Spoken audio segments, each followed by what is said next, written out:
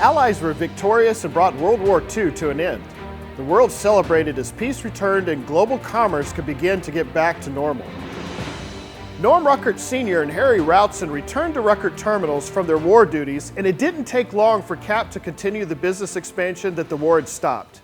In 1946, he discovered the Western Maryland Railroad wanted to sell their property at Brown's Wharf in Fells Point. Cap acquired it for $149,000.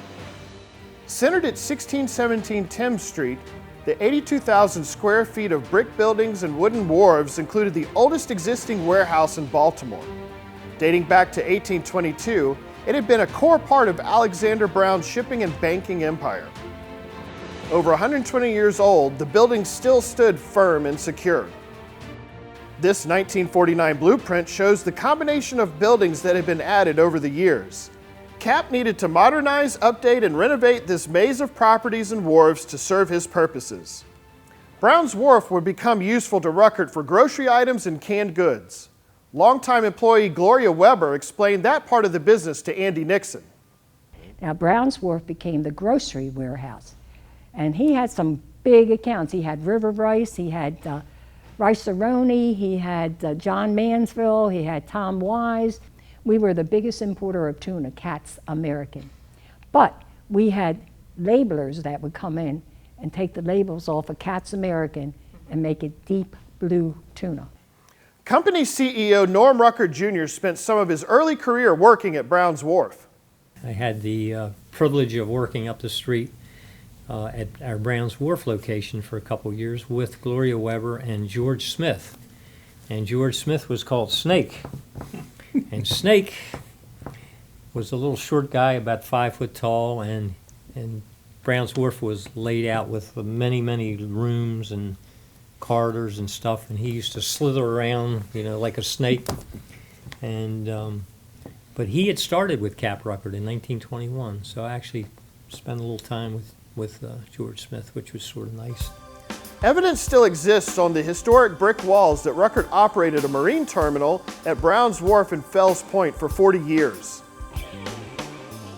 The area is now dedicated to tourism, recreation, and nightlife. The only ships still discharging cargo this far into the harbor are at the 100-year-old Domino Sugar Refinery just across the river in Locust Point. This 1924 aerial shows the relationship of Domino to Jackson's Wharf and Brown's Wharf. Dozens of cargo ships and 4 passenger vessels of the Old Bay Line can be seen in this photo. In 1946, the ports in New York and Boston had a business advantage over Baltimore. Cap changed that at Pier 5 with a much-touted new facility. He acquired a fumigation chamber and covered it to provide a space to handle and fumigate virgin cotton from India, Egypt, Brazil, Peru, and China, and to deal with broom straw, seeds, and tobacco from around the world. Under U.S. Department of Agriculture supervision and testing, this new facility would allow these products to be imported into Baltimore. This operation would become so popular that it would run virtually 24/7 for 20 years and handled 90% of all broom corn imported into the United States. Cap would now promote complete service from A to Z at 4 locations: Jackson's Wharf Station, Brown's Wharf Station, Clinton Dock, and Lazaretto Depot. His latest promotional brochure stated, one of the 4 locations would be selected to meet the peculiar requirements of a specific commodity.